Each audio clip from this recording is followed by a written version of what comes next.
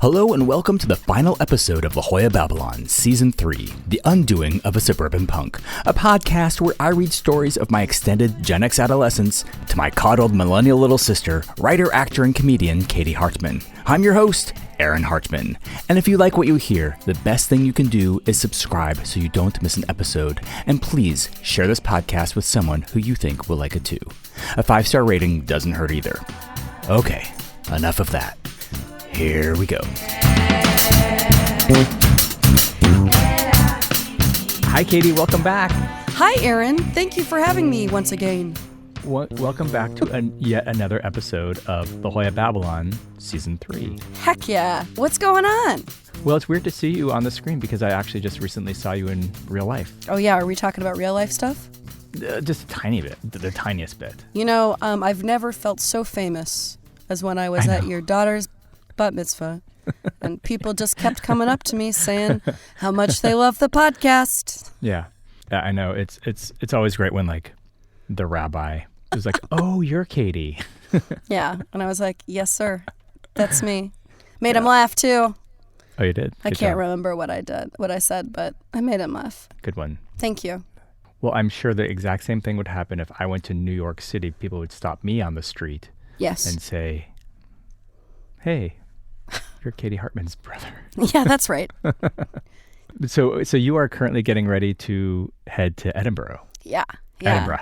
Going to the Edinburgh Fringe Festival. Yeah. That's so awesome. Yeah, very exciting. The show's great. The show's in a great place. You know, I love Edinburgh. I studied abroad there. It's like one of my very favorite cities.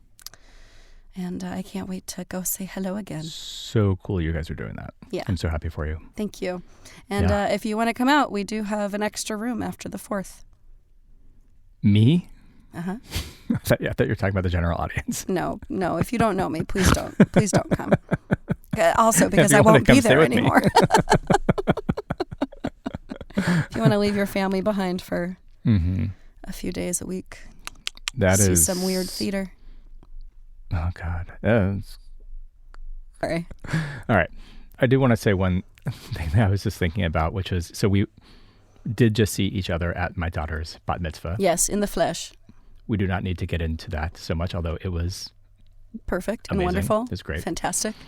But one thing that it made me think about was I still don't know the actual words to the blessings or to the prayers. I fake it like it, and I've been doing this my entire life. Like when I was a kid, I never really knew them, but you're in a crowd and you can kind of be like, you know, and you can. That's not good faking, Aaron. Mumble. If that's what you're doing. And then you go into your trombone. Yeah, and then you pull out your Muppet and you're like, the Muppet said it. But it's really true. Like, and I feel like that kind of thing sort of falls between the cracks, you know, as you're kind of like in this room of a couple hundred people all, and, you know, most people kind of know these words. I mean, and for the audience, the words are not in English, right? They're either in Hebrew or Aramaic. Yeah. And I know the melodies. I know where, you know, the approximate consonants that I'm supposed to be kind of faking. But for sure, like I'll do like a sh sound when it should be a t sound pretty often. You know what I mean? I'm just bringing this up because I feel like that kind of like general bullshitting, it has sort of like followed me through my life. You're not the only person in that room doing that. You can't be. Oh, I know. I would say the percentage is probably 75% of the people are doing what you're doing. Don't you think? You think so? Yeah. I don't think I'm going to include any of this because I don't necessarily want to talk about like Judaism on this podcast. I already do it too much. Okay, up to you. Very funny. So, okay, I'm just going to start talking about what we're about to listen to, if that's okay with you. I give you permission. So first of all, this is going to be the last episode of season 3. Bum, bum, bum. Yeah. And my original plan was to have 3 seasons, and season 3 was going to have 10 episodes, just like seasons 1 and 2. But I I just want to get these out there because it's taking so long. So season 3 is going to be a little shorter, and then season 4 will be even shorter. Okay. But yeah, I think it ends on a nice note as well. Spoiler. I guess that's not really a spoiler.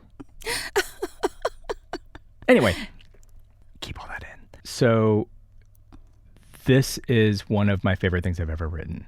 And it was actually really easy to write, which is different from almost every other word all the other words that I've ever put to paper kind of flowed out. And it's a couple of stories that lead into each other. It was almost like a diary entry. And I had to change a lot of things around that we'll talk about at the end after you've listened to this. But nothing bad happens in this.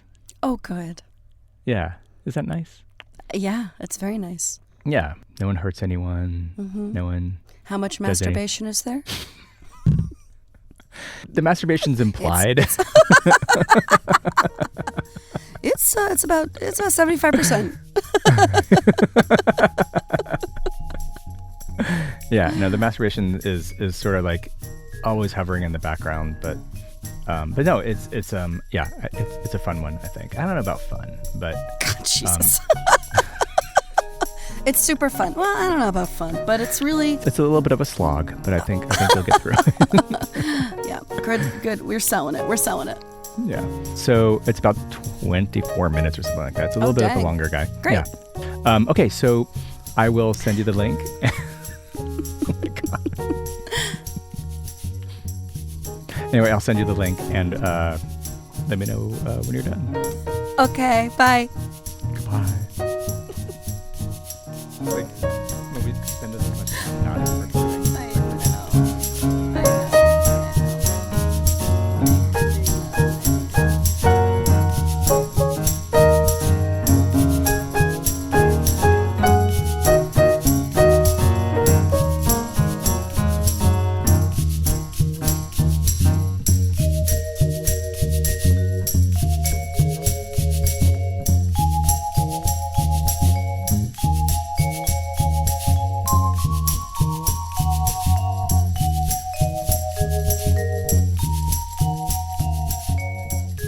Spartanburg. The upper room never brought anyone along on tour to help with the driving or business logistics. We did our own books in a spiral notepad, adding fees and merch, subtracting gas and other expenses. We would do a cash on hand count every couple days, and we were always accurate to the penny. No one else has ever carried any of our instruments or amps. We never made much money, but we would sometimes have a few $1,000s piled up in the mic bag we used to hold our cash and would make deposits into Addington's Bank of America account when we started to get nervous. None of us ever filed taxes. I was hired to manage a band on a real professional tour. I'd never done one of those before. I was 33. They wanted to make sure they got to their gigs on time and that all the little things were taken care of. I was the perfect candidate. The band was an extremely likable 4-piece from Los Angeles. They'd made a 4-song EP that no one could stop listening to. It sounded like the Carpenters mixed with Ennio Morricone, with heartbreaking lyrics sung by a magnetic anarchist. We talked on the phone and emailed our expectations for each other in lieu of a contract. They had a booking agent, manager, business manager, and a publicist. They were negotiating getting signed by a fancy label in New York. They were so LA. They hired me and rented my big old diesel Chevy camper van. It was 30 years old and loud as a motherfucker. They wanted to show up to their fancy gigs looking scrappy. The tour was opening for a beloved Portland band who were selling out theaters at the time. The itinerary was brutal. We made a continental smiley face from the Northwest, down California, to Arizona, Texas, New Orleans, D.C., Boston, Philly, and finally, New York City. The headliner had a tour bus they slept in as the professional driver brought them from city to city. They ate from their elaborate backstage spread, taking some beers onto the bus after the show while the crew loaded the trailer. When the band woke up 10 hours later in a hotel parking lot near the venue, they were already checked in. They showered, watched some TV, settled into their rooms, but never actually slept there. They worked out, went record shopping, and caught cabs, while their tour manager settled details with the house. Soundcheck started at 3 p.m. Meanwhile, me and the opening band didn't have money for hotels, so we'd leave the venue, drive all night, or sleep at a stranger's house, waking at dawn to start an 8+ hour drive, maybe stopping at a Waffle House, sometimes dipping into a cooler of food we snacked on throughout the day. The expectation was the opening band shows up on time, acts professionally on and off stage, and they deal with their own shit. That's what I was hired to do. I drove 100% of the miles and took care of them like they were my own children. The money was good. I had a weekly fee that dwarfed anything I'd ever made doing anything else, especially playing music. The band's business manager wired me funds ahead of time since I lived in Portland and needed to pick them up in LA and retrace my steps for their first show, which was in Portland. Their next show was in San Francisco. I drove about 2,500 miles to get them to their first 2 gigs. Their manager called as we passed Mount Shasta and expressed bewilderment that I was not traveling with a laptop. He wanted me to set up radio interviews for them. He'd email me phone numbers to get in touch with various college stations that would be expecting to hear from me. I told him I was driving between 6 and 12 hours a day and would need to deal with venues, meals, books, and sleeping arrangements. I could talk on the phone while driving, but could not initiate calls or take notes. The manager said, "Fine, not very professional, Adam," and hung up on me. After the first 2 nights, I realized one of my duties was to get in good with the house sound person and warn them to ride the fader as the singer whispered and danced and gesticulated in ways that brought her face toward and away from her mic. The band constantly thanked me. Danny, the career musician who spent his time in the van writing string arrangements for TV shows, told me I was the best tour manager ever. And I sort of agreed. I was good at this. Functioning on no sleep, being in charge, negotiating, having answers. I absorbed the band's praises greedily. I thought maybe I'd found my thing. Heading from Atlanta to Washington, D.C., my van stopped shifting into 5th gear, then to 4th. Then we were stuck in 1st. Then we were stuck on the side of I-85, outside of Spartanburg, South Carolina. Not good. We managed to get towed to a transmission shop that the driver promised would not ass-rape me on the price. It was Saturday afternoon, and the tow driver explained that nothing would be open until Monday, not even gas stations. The band rented a car, loaded their gear, and waved goodbye as I contemplated my next move. I sat alone in the driveway of Cook's Transmissions and took some deep breaths. There was a family going in and out of a Baptist church next door, which looked more like a hardware store. I walked over and asked if there would be services the next day, explaining my predicament. They said of course, they would be proud to have me. Come on by at 10. On the way back to my van, I said to myself, these guys are going to take me out to lunch tomorrow. I brushed my teeth using bottled water and took a shit in the mechanic's ample backyard. I slept unwell in the well-lit driveway of the transmission shop. The family rolled up just before 10 and were genuinely happy to see me. The father introduced himself. My name is Carter, but everyone around here calls me Bishop. My wife, Judy, my son and daughter, Elijah and Marquella. I introduced myself. Adam? The first man. Welcome to the Church of the Rock. Please stick around after the service. We usually go out to a big lunch afterward, and it would be a pleasure to treat you as our guest. Fuck yeah! Wonderful. Thank you very much indeed. Service was pretty good. 10-year-old Elijah played decent drums, and there were some nice vocal solos by Judy and a few others. Bishop himself was a little underwhelming, just nothing very stirring.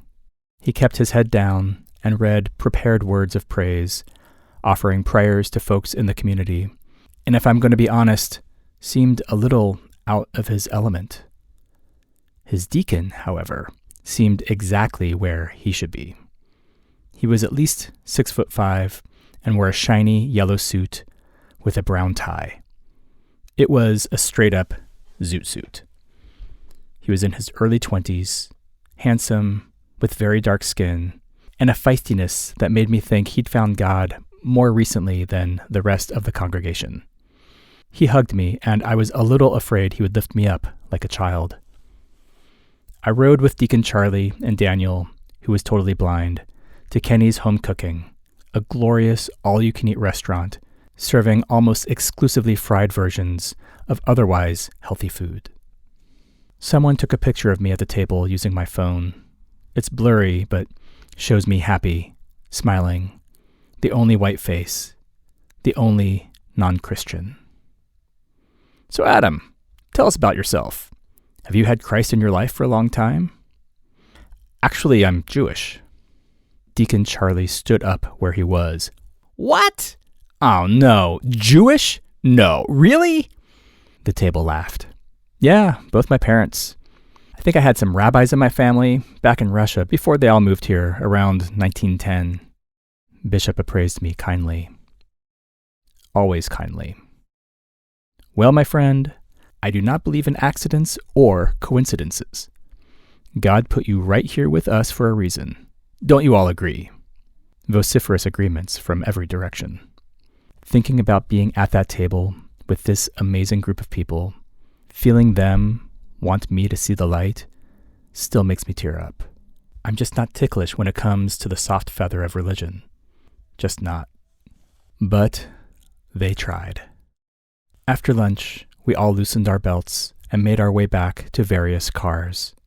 Bishop asked if I'd ever been to a revival, and did I want to come with him and Blind Daniel to a neighborhood where there was no church. You see, Adam, we bring the church to these folks. 3 or 4 of our fellow Christian churches set up a tent, have free food, and sing gospel songs and help the poor souls any way we can. Come, my friend. You'll like it. And I did. There was a music festival vibe when we arrived.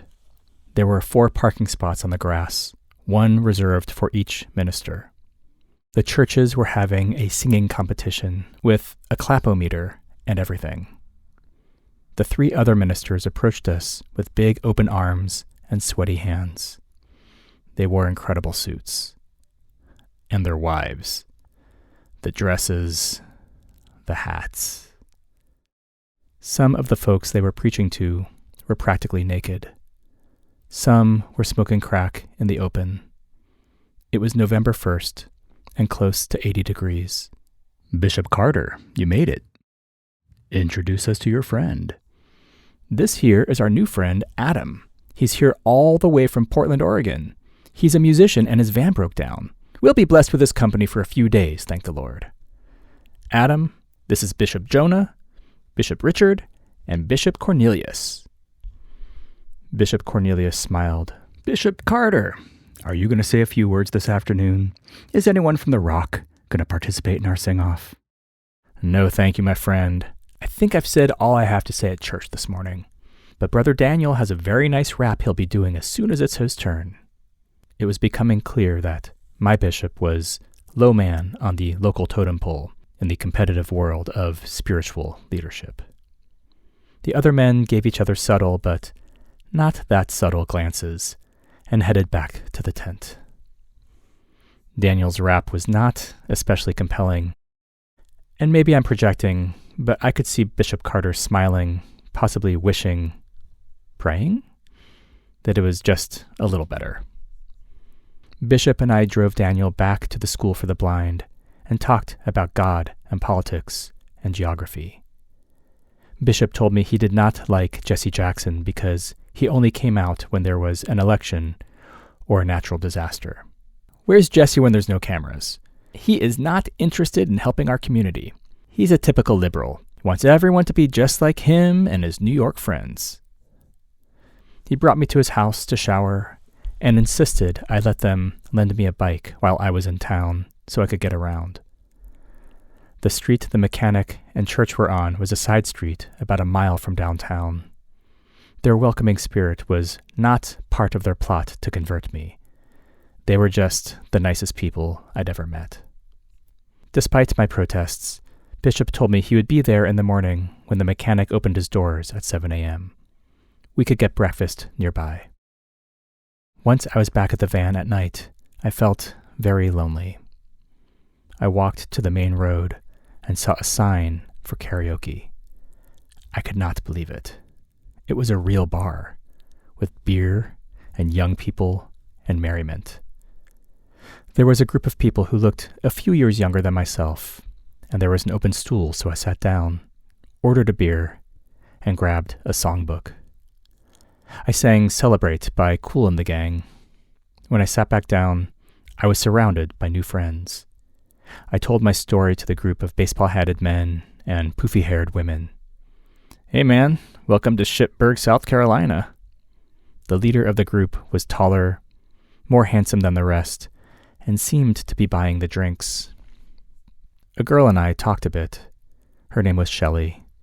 She asked me about Portland, being on the road, what kind of music I played, and all that. Then I sang Aqualung, and she practically sat on my lap. I would not accept any more beers, and she was loopy. I tried to make small talk. Man, today was so bizarre. I spent the day at a church with a very nice Baptist family. Shelley leaned in. What's so weird about that? I guess it's not that weird. I'm Jewish, so I haven't spent much time in churches. Shelley had talked to me for an hour and seemed to want to kiss me a minute before. She now turned herself 180 degrees from me and never turned back around. It was not subtle, and I had never experienced anything like it. I had not seen another white face that day until I walked into the bar. It dawned on me that I was in a whites-only establishment, and I had been one of them until I wasn't. I walked back to the van, did my new bedtime routine, and went to sleep. I was waiting outside at 7 a.m. when someone from Cook's Transmission opened the front door. The gentleman looked at me kindly and said, "So we're broke down?" He told me he'd look at the van first thing and should have a diagnosis by the afternoon. I told him I was in a hurry because I was supposed to meet this band, etc. I could feel the more I talked, the less he cared, so I stopped talking. I walked out feeling so-so about my prospects for meeting back up with Purple Sunshine. I was about to calculate how much money I was going to lose when I bumped into Bishop Carter. "Good morning, Adam. Hungry?" "Very, but I'm buying this time." We walked down the street and ate at a pancake house. We asked each other about our backgrounds. He was very interested in me. Just could not believe he was fortunate enough to meet a real musician from the West Coast, a Jew no less. And I could not believe I had the fortune to get to know a real Baptist minister in the Deep South. We walked to his church and talked about music. I told him I listened to some gospel and had a decent familiarity with Mahalia Jackson.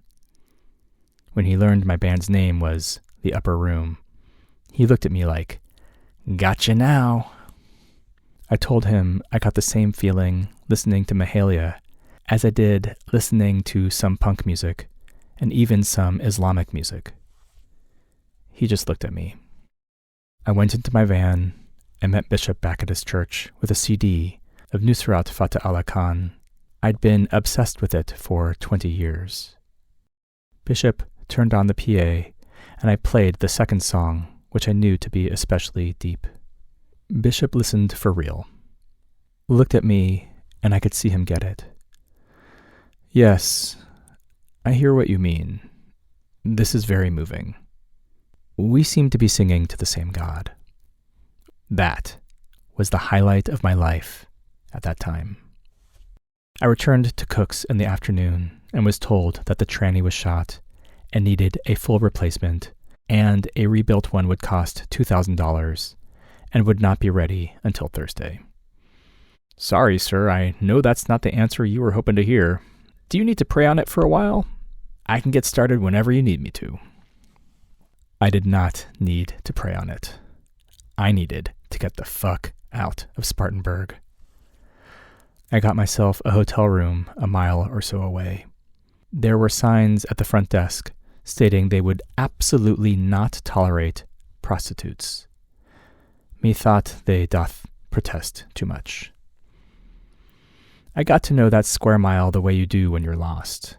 I found my spot for coffee, an Asian market for fresh fruit, and a park with trees and benches to read during the day.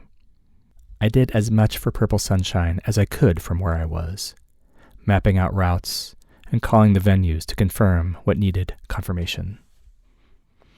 I bought a few pounds of tomatoes, an onion, some garlic, fresh basil, olive oil, a pound of beef, and brought it all to Bishop's house. I'm making dinner. Spaghetti and sauce from scratch. In one of our long conversations, he told me they'd never had fresh sauce and arranged for me to come over for dinner on my last night. I browned the beef and sliced the tomatoes, garlic, and onion. I added the onion first, tossing the garlic and tomato together, pushing them around the olive oil until I was satisfied that it would all cook evenly. This is usually the point where someone comments on how good things are starting to smell, but no one visited me in the kitchen. They were watching TV. They only watched Christian channels and were enjoying being cooked for. I was annoyed at first, but settled into my role as guest chef. At the table, Bishop's kids devoured the food I made. Elijah looked at me through thick glasses and blurted, "Where have you been all my life?" That may have been the second greatest moment of my life.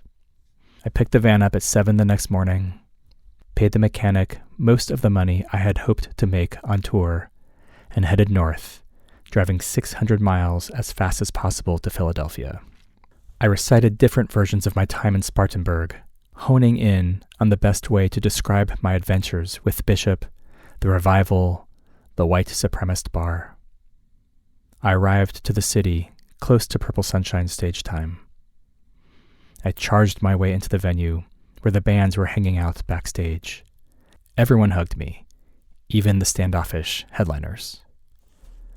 The days I was in Spartanburg were hard on the band. Even when I was around doing everything for them, they fought among themselves.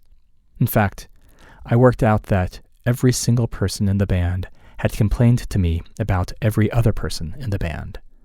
That's 12 discrete individual complaints. I calculated how many hours they'd driven without me for the 2 gigs I missed, and figured they would have been easy days for me had I been there. But their manager was pissed. "What are you doing taking time off in the middle of a tour? These guys are on their own out there, Adam." I thought about the hundreds of thousands of miles me and my bands have driven over the years, and thought this guy was blowing smoke up my ass. They finished their tour in New York, where they played Joe's Pub to a full house, packed with fancy music people. I watched from the sound booth and could feel the band take over the room. Ricky's stage banter was funny, emotional, and I know for a fact, totally improvised. I was sure I was watching her step into the role of an A-list artist. The band flew back to LA, and I stuck around New York for a few days to meet with their business manager and visit my sisters before hauling ass across the country with all their gear. The meeting with the business manager was weird. She basically told me to spend as much money on myself on my drive home as I wanted. Take yourself out at least twice a day and stay in hotels, not motels. The band will take care of it. I happened to know they were losing tons of money and was a little shocked. Did she know something I did not? I didn't think so. The night before I left, I went to the birthday party of Addington's best friend from early childhood. Addington grew up in Little Rock, Arkansas, and reunited with Belinda about 30 years and many lives later. A dancer and healer, she was an amazing soul, full of light and action and dark humor. Her party was at a classy Brooklyn bar, which she took over with a long table full of delicious food. I found myself in conversations, all seemingly devised to keep me in secluded corners, not joining the others.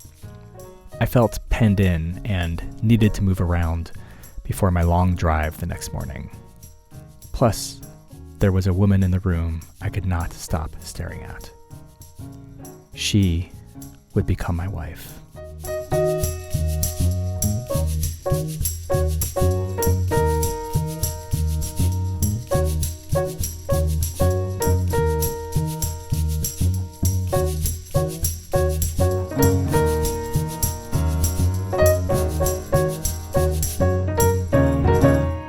Hi. Hi. Welcome back. Hey, thanks. That was fun. Oh, thank you. I also, near the end when you were when you were talking about like saying the tale out loud for yourself so you could really hone into it, that was like, and I thought back to you being like, this was the easiest chapter to write. It's because you've written it already. Right. Yeah, but like that's such like a fun, natural thing that we all do. Right. But I also feel especially that you do that. I do that. Well, I mean, I had like 9 hours in the van. Yeah. Just booking, in this like 1983 diesel Chevy that like really sounded like, just you could hear me 2 blocks away. Wild. But you land in there, surrounded by all the Baptists. Dang. And, yeah. Did you ever think like maybe I shouldn't tell them I'm Jewish? No, because I would have gotten caught because like I don't know anything about Christianity. Well, I mean, it was obvious. I mean, it was okay. It was a little bit weird that I asked them if I could join them for church service. Yeah, yeah. But I just kind of wanted to go because I love a good Baptist church service. Sure, yeah. I didn't really know that I was going to get so up and personal with the family. Yeah, beautiful. Yeah. I love that you made them dinner. Yeah. That's so cool. Yeah, that was one of the best things. And for the listeners out there, Aaron's good at cooking. He's good at it. I can saute some tomatoes. Yeah, there are a couple of things I can do. You can do a lot of things. When I was at your place, you made some very good eggs on toast. And I know that sounds like nothing, but it was very good. Right. I can cook things that don't require looking at a recipe. I'll say that. That's good. Yeah. I like looking at recipes personally. Yeah. And remind me, because I don't remember, did you ever tour manage again? Other than yourself? No. In fact, thank you for bringing this up. A real thank you or why did you bring this up? No, it's good because now I get to tell the story. You're welcome. Yeah, so I really loved doing it. I was really good at it and it was really fun. But the band kind of fucked me.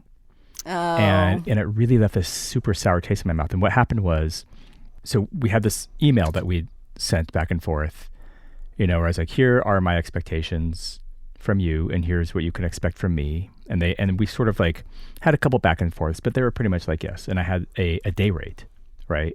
And obviously when I was stuck in Spartanburg, I didn't get paid. So when I got back, I sent in all of the receipts. I had this very kind of elaborate accounting thing. And I got one check for about a third of what they owed me. No explanation, no invoice saying this is part 1 of 3, anything like that. Just a check. So I wrote the band. I was like, hey, what's going on with this? And, one of them was like, we need to pay our people. This is not right. This is not how, we need to do things moving forward or whatever. And then all of a sudden I stopped hearing from them entirely. Oh my God. They just completely, ghosted me.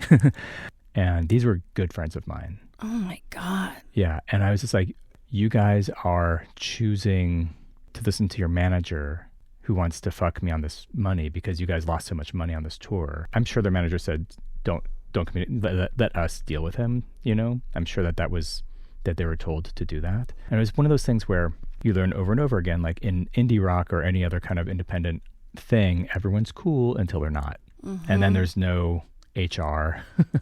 You know what I mean? So I, as I can do, kind of went nuclear. And yeah. In the form of emails. Do you know what I mean? I was just basically like, you guys, this was our agreement.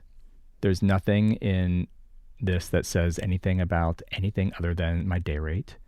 And, there may be some industry standard that I'd never heard of before, which I'm sure is true, but like, that's not what we had talked about. And even still, you would still owe me another couple $1,000s or however much it was, more than the check that I got. And so I just, I went for the jugular at that point. I was kind of like, you guys are being bad people. Mm-hmm. Like, you claim to be good people. Their whole show was kind of like, world peace and blah, blah, blah. And are we going to name names? We're not. It'd be very easy. I'll just say that I named them Purple Sunshine. It'd be very easy to figure out who I'm talking about. Okay. Yeah. I don't think we can talk offline.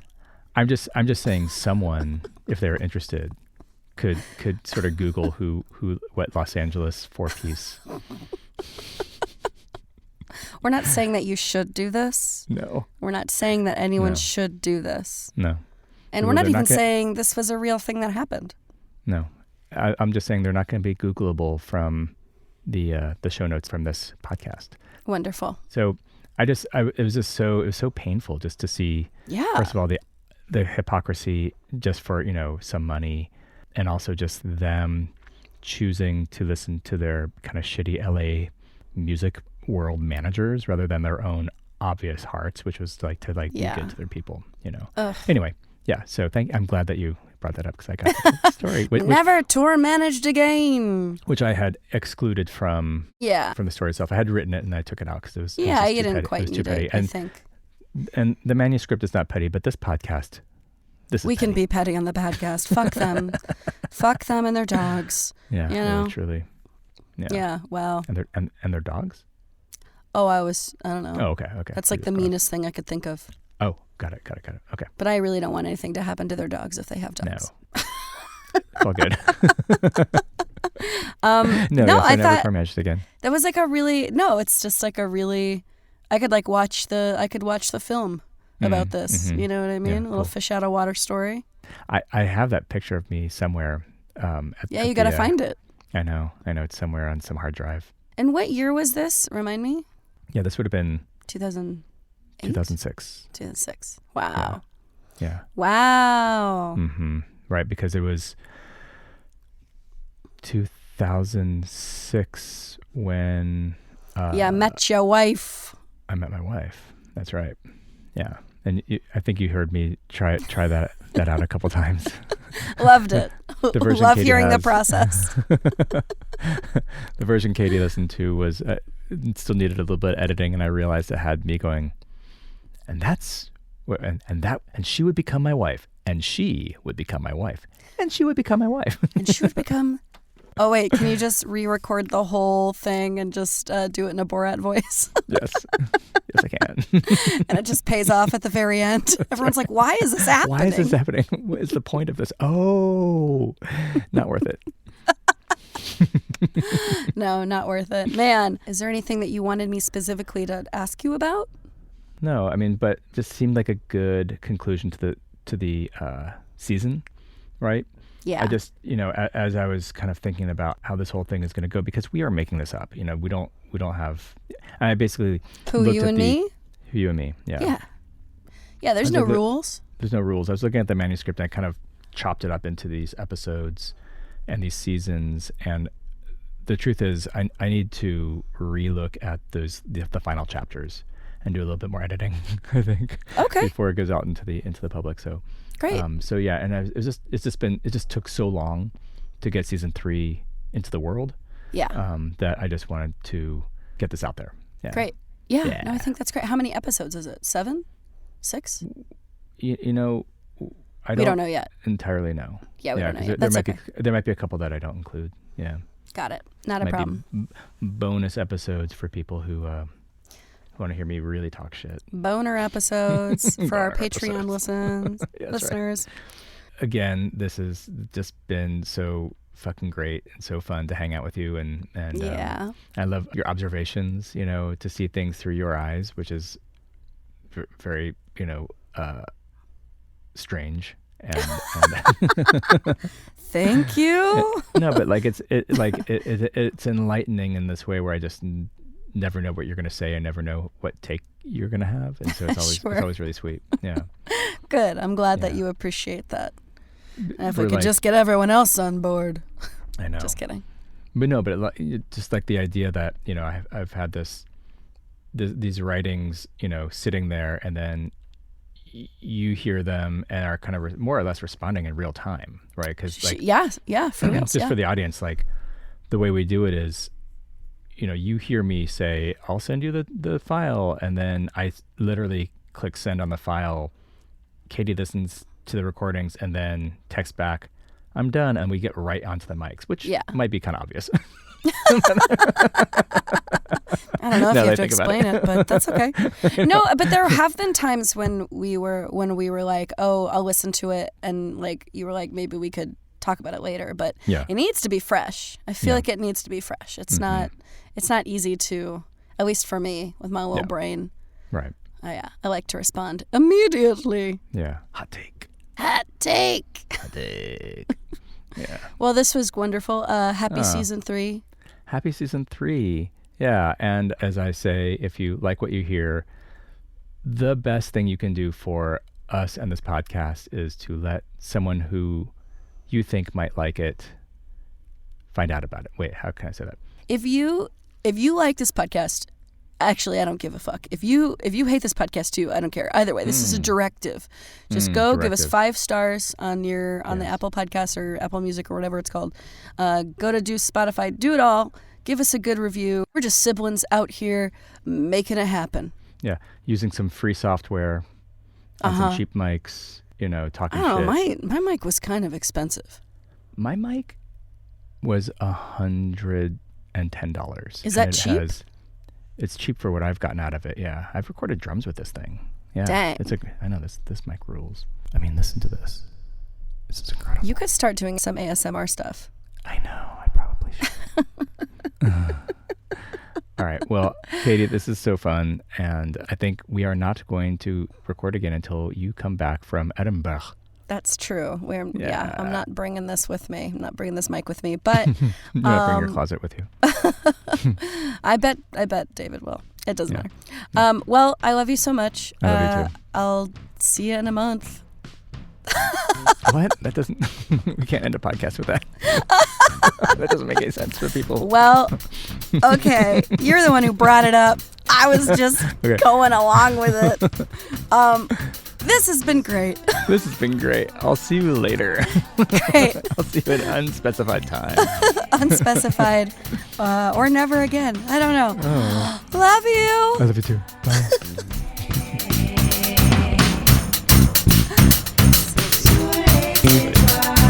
What? Oh, no. Jewish? No. Really? Thank you so much for listening all the way to the end of the season.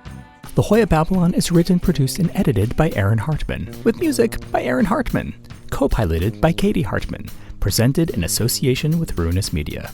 We'd love to hear from you. You can find us on Instagram, or you can send us an old-timey email at lajollababylon@gmail.com. Please subscribe so you don't miss an episode. Your 5-star rating and review will help others find this fucking podcast.